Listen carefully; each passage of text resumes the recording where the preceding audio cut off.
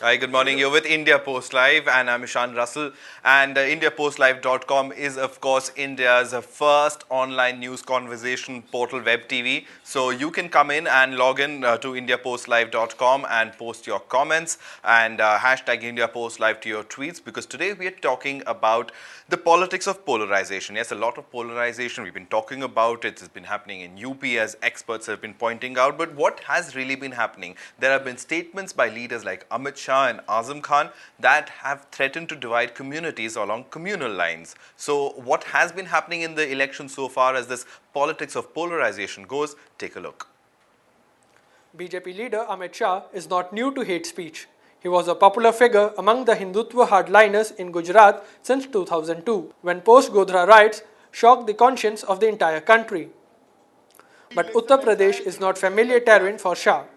That could be an explanation to Shah's calculation of polarizing votes in western UP. The region witnessed the communal riots in September last year, where 43 people lost their lives and thousands were rendered homeless. Shah has been in the Bijnor and Mathura region for past few days, where he was exhorting Hindus to rise to the challenge of keeping the honor of their women.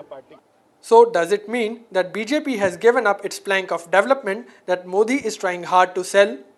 The hate speech is a pointer that alarm bells are already ringing in BJP camp, that they may not be gaining as much ground in UP. With BJP fortunes largely depending on northern states like UP and Bihar, nothing could be easier than reverting to the tried and tested method of rebel rousing by their leaders.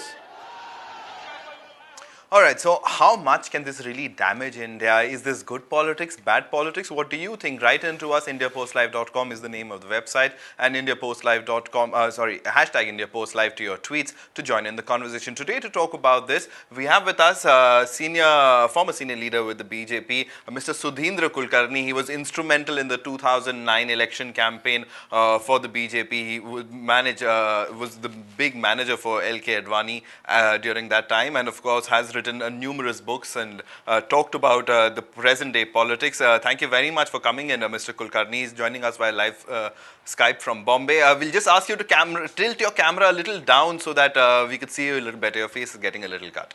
Yeah, and in the studio we have with us Shehzad Poonawala and Sanjeev Singh. Shehzad, of course, is with the Congress. And why he's here, please let me tell you that we do not call him for every discussion. Shehzad is over here because he's filed complaints against Amit Shah and against Azam Khan for inflammatory speeches. Absolutely. And Sanjeev is, of course, an expert as far as UP politics goes and for the politics of polarization. You've seen it firsthand many times. But I'll start with Mr. Kulkarni, sir. What would you make of these statements and these the election rhetoric of 2014? 2009, we also witnessed similar instances, but has this campaign become too vitriolic this time around? First of all, Ishan, I want to congratulate you and your colleagues on launching India Post Live, which is an innovation in television journalism using the internet platform. So, thank you so much. All the best to you. Thank you so much. Your question whether polarization is good politics, bad politics, the answer is obvious. It most certainly is bad politics. It's not good for India, not good for India's democracy. Unfortunately, there is a temptation amongst political parties to polarize the electorate on caste lines, on communal lines. There is also, I must point out, there's a big pressure on the BJP not to look communal, because it is a party that wants to come back to power at the head of a coalition, and it doesn't help the BJP's prospects if it is seen to be polarizing the electorate in a very overt manner. And we therefore see a very distinct attempt to moderate its position on several issues in its manifesto. Nevertheless, what happened before the release of the manifesto in the form of Amit Shah's statement is most certainly condemnable because he was speaking the language of revenge, that revenge is the way to show your preference in this election. Of course, he couched it by saying that we should use democratic method, the peaceful method of casting your ballot to to show your revenge. But the very language of revenge is completely out of place in Indian politics. And he was speaking of the hurt or the pain of one community. In fact, he used the word Jats. But isn't it a case that in Muzaffarnagar, a lot of Muslim sisters, brothers have also suffered? Many have died. People have lost their sons, daughters, close relatives. Several thousand have been rendered homeless. They're still in camps. Isn't this suffering of fellow Indians a matter of concern for the Oh, BJP? but you worked within the BJP organization. You understand the BJP's politics, how it thinks. Are these conscious attempts by the party, or is it obscure individuals doing this? Because it's not happening for the first time. I remember 2009, there were a few individuals who indulge in such kind of politics. Is it often condoned or planned behind closed doors, strategized behind closed doors by the party itself? No, I think that the BJP is going through a dilemma, not for the first time, but for a fairly long time. On the one hand, it thinks that by polarizing the electorate, it reaps electoral benefits. On the other hand, it knows that in a plural, diverse, large society like India, it it has to care for all, it has to reach out to all, and therefore it must moderate its position.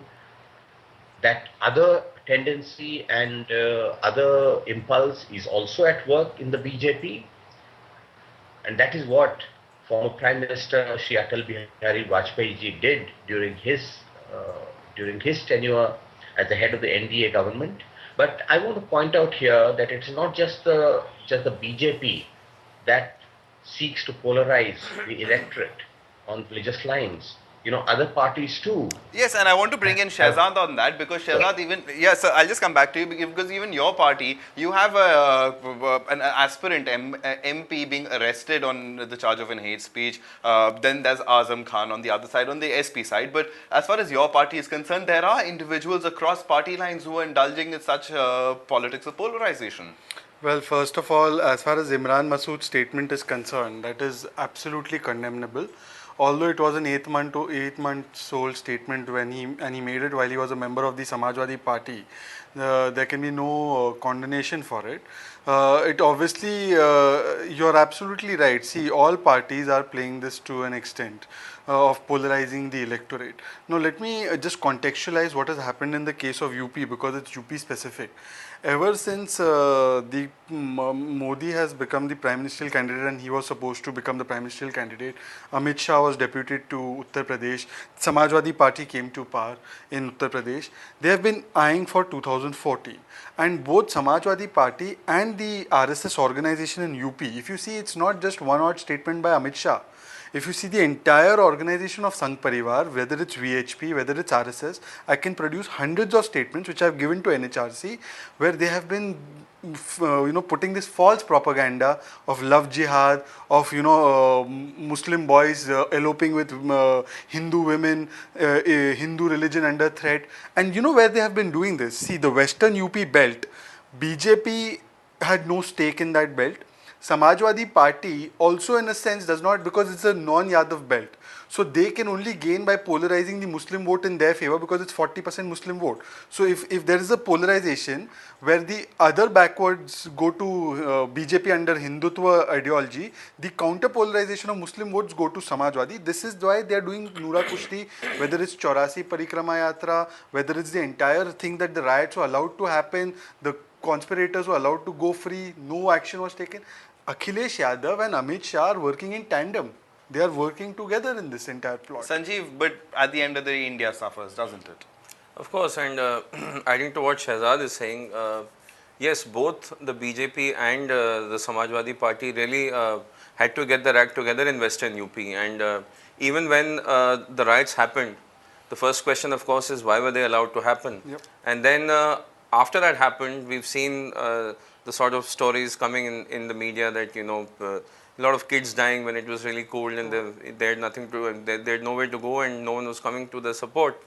And we've seen both. We've seen the BJP also capitalize on this because for them it's an important election and they need to win majority of the seats from UP. So I guess that's the kind of pressure that even Kulkarni sir is talking about, that there's a lot of pressure on the BJP and even on the Congress, because Congress is on a sticky wicket, BJP wants to capitalize the maximum, and at the end of the day, the voter remains confused and it'll just be emotion over the mind when they go to the polling booth. May I add just one line? You were saying that this time the BJP has attempted to look secular and there's pressure on it.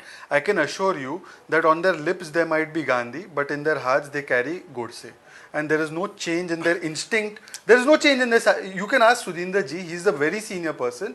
There is no change in the instinct of the Sangh Parivar to polarize the electorate, nor is there any change in the instinct of Narendra Modi. And Sudhinder ji will be the best person to tell you about that. Kulkarni sir, if you want to get in on that, and I just want to add that how do we end this? Because we have to move beyond this. Harsher action by the election commission doesn't happen. These kind of statements happen in every election and they just go away and the winners win. But at the end of the day, if somebody, a riot happens because of one such statement, the politicians don't suffer, the people on the ground do.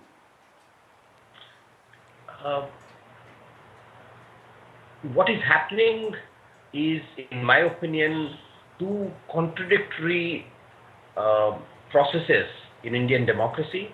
On the one hand, political parties, barring some, they try to polarize on either caste or communal lines to consolidate their vote bank. And vote bank politics is not limited to just one community, although the BJP says that other parties are indulging in vote bank politics, the vote bank of Muslims. The stated or the unstated effort of the BJP is also, at least a section of the BJP, is to consolidate the Hindu vote bank. So neither Muslim vote bank politics nor Hindu vote bank politics is good for the country, or for that matter, it's not good either for Muslims and Hindus. Because it's only through a united, a truly national effort, national development, that Muslims and Hindus can benefit. Now, the other contradictory process in Indian democracy is that we are a truly diverse society. No political party can win and come to power on the strength of the support of any one particular community. It is simply impossible. And as far as Hindus are concerned, you see, a majority of Hindus are not with a particular party. Even the BJP's own vote share has never gone beyond 25%, which means that a large majority of Hindus are not with the BJP. They cannot be consolidated as a vote bank. Similarly, even the Muslim community would not like to be tied to any one particular party or a set of political parties. They also want to have a free choice. Now, we need to therefore break out of this vote bank politics. The people, both Muslims and Hindus and of course other religionists, they must put pressure on major political parties to truly become secular, not just in word but in deeds, in policies and programs and implementation. That's the only way to go forward. All right, but as far as politics is concerned, I think there is an inherent contradiction, because ultimately you have to be, everybody comes in on the plank of representing one community or the other, and if they go away from that, then they lose that basic identity that they get into politics with. So that perhaps is a question. I just want to get in a few viewer comments that have been coming in on Twitter as well. Chandrasekhar Ray has written that Azam Khan doesn't know where to draw the line, shows how divided we are within. That's on Twitter. And of course, you too can join in this conversation. Hashtag India Post Live to your tweets or IndiaPostLive.com. You can log in over there and post your comments. If you want to join us via Skype and ask our experts anything, go ahead and do so. But Sanjeev, as I was mentioning, it's across the board, and it's the identity politics that we just can't let go of, and that has led to the position where to consolidate that one identity or that caste behind you or community behind you, you go to any extent. Yeah, if you talk about Western UP, after the riots took place in September last year, uh, we've seen that the Muslims have lost faith in the Samajwadi Party when it comes to law and order. That was a known fact because we've seen small riots flaring up in at least 10 to 12 districts ever since the Samajwadi Party came to power. But it's only from the Saharanpur case that we know at a national level that these things are happening in UP. The BSP, on the other hand, we've seen that they've given 18 tickets, Lok Sabha tickets, to Muslims. So they are trying to make the most of it. So what we're now seeing is that instead of trying to bring in the healing touch, we are seeing that all parties are just trying to play politics and secure maximum of the vote that can be polarized to any particular party. And that's what's been happening. So as Sudhindra sir was saying, that until and unless we have that vision or that political power amongst ourselves to be able to move beyond this, we are just going to fall into the vicious circle over and over again. All right, so this is, I know you have to go, so I'll just quickly ask you. You almost ran the election for the BJP in 2009. Now, these caste and caste configurations, religious configurations, and how they're strategized, how they're tackled with, it almost seems like a sinister design to it. Is that really the case? You say that it's across party lines and it's all, but then how do parties go beyond that? Because I would also agree that it's across party lines. All parties would be probably strategizing like that. But how does one move beyond that? No, we should recognize a very peculiar feature of Indian society. Although it is one person, one vote, our society, the architecture of our society is the various communities based on religion, caste, ethnicity, which cannot be wished away. What is a social reality has to also reflect itself in the political reality. So political parties cannot simply ignore castes, subcastes, or even religious communities. And every religious community, every caste, every subcaste has a legitimate aspiration to be represented in the power structure. This aspiration is a legitimate one. A responsible party, a truly nationalist party, would like to create a harmonious situation where every community, caste, they get their fair representation, not one at the cost of the other. I mean, that is how we can strengthen India's democracy.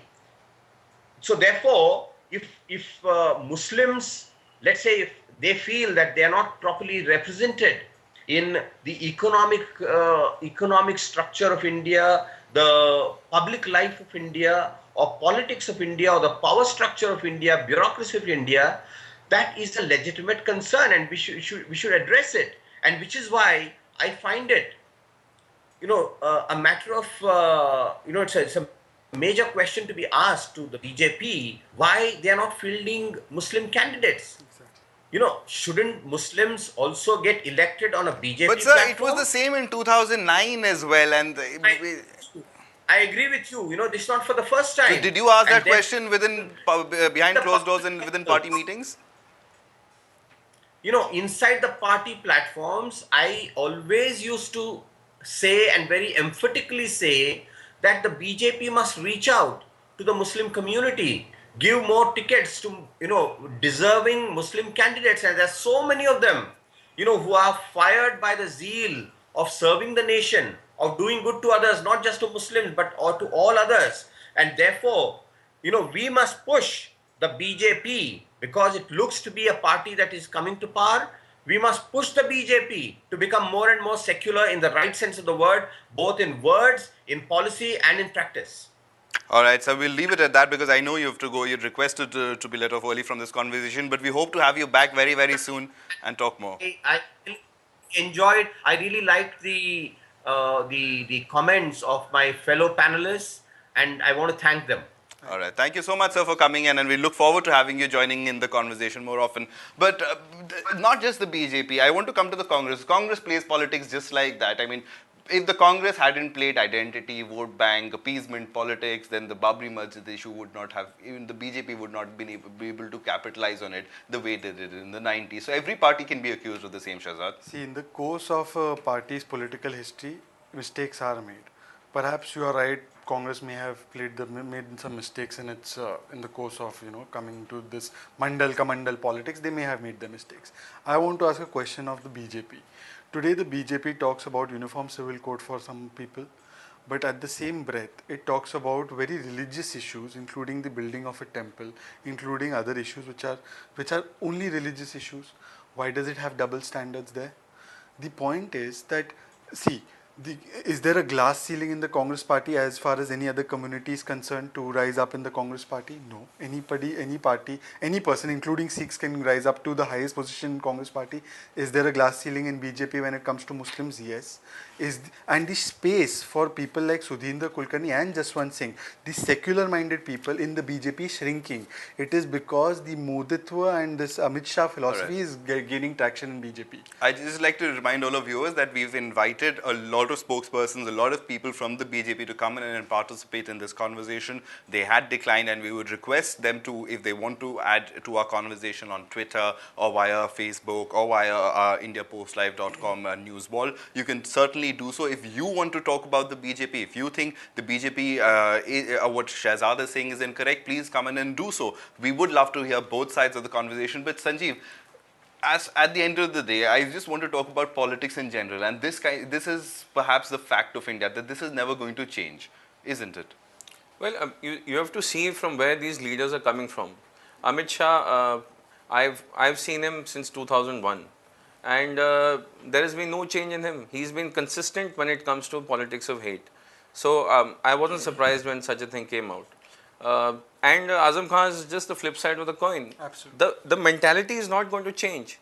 Either it comes from the top, or you have an awareness program where everyone knows that at the end of the day, it's they who are going to be in the firing line, and they have to be responsible. But many would say that this is 2014, India has changed, development should be the agenda, but on the ground that reality is certainly not there then in that case.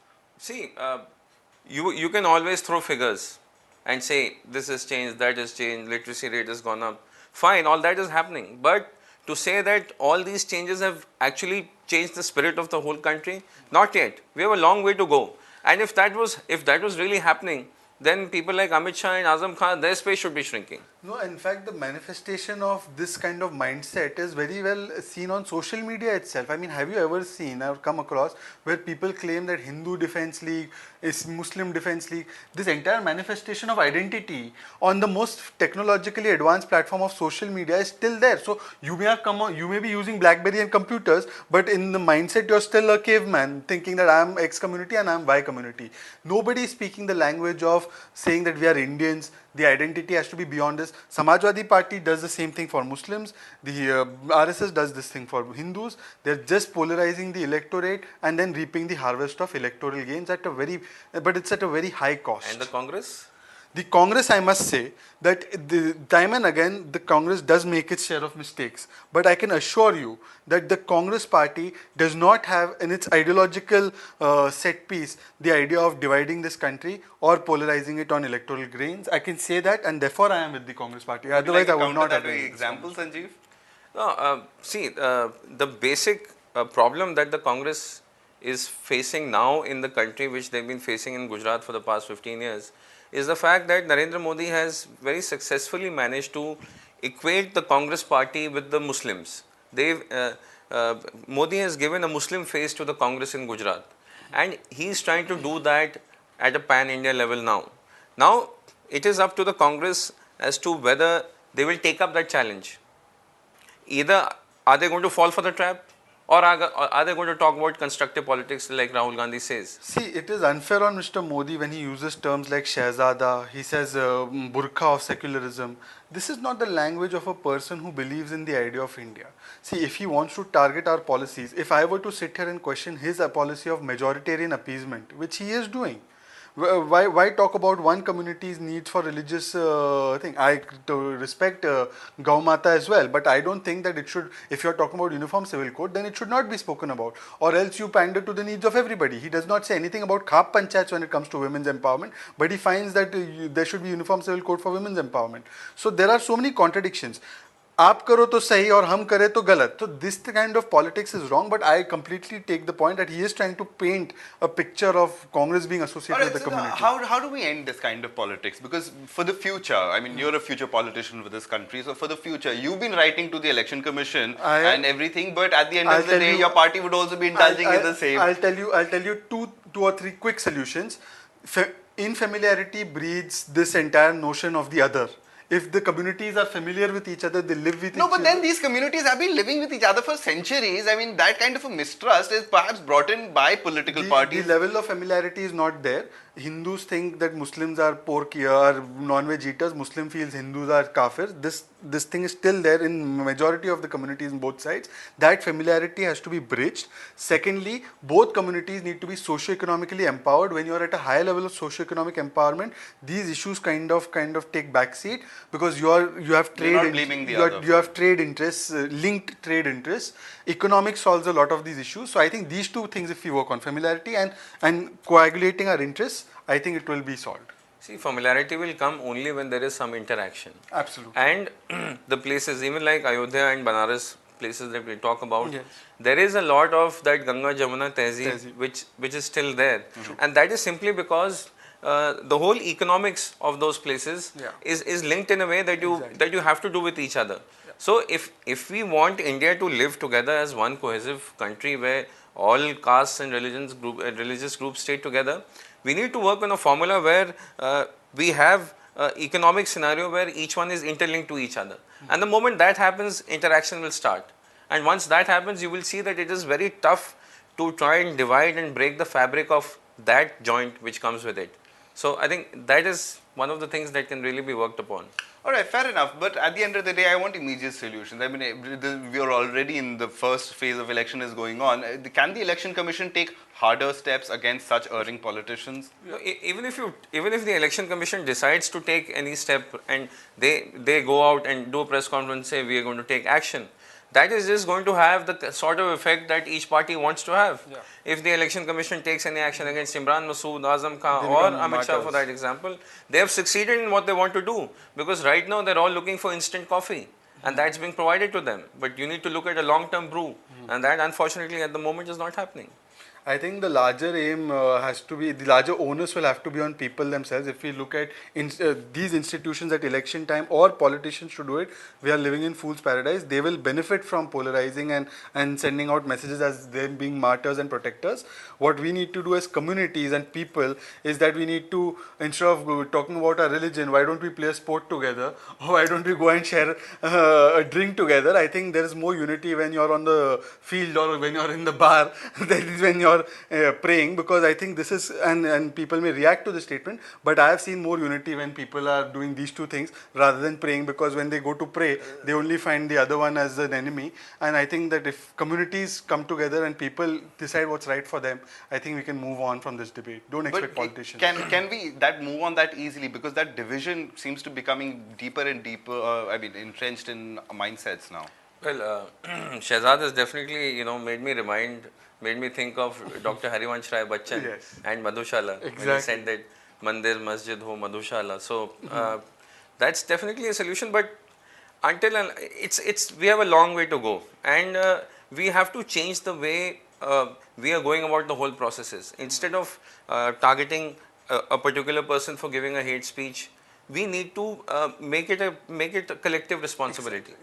If we put the onus on political parties, even like when we talk about reservation of women, why should you give reservation to women? Just ensure that all political parties give 33% tickets to women. Exactly. It's a much easier and practical solution.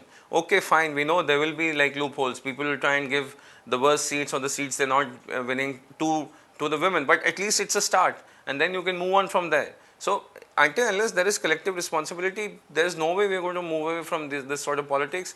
And whoever wants to make instant, gain instant rewards, they're going to fall for this trick. All right, on that note, I'll wrap up, gentlemen. I'll just like to remind our viewers that you too can be part of this conversation. IndiaPostLive.com is the name of the website. You can go in and log in and post your comments over there, or hashtag IndiaPostLive to your tweets. Thanks so much, Shahzad, for coming in, and thanks so much, Sanjeev. So, what do you think about the politics of polarization? Do you think this is here to stay, or do you think that something can be done about it? What would your solution be? Write into us, and we look forward to having this conversation continuing with you. Thanks so much.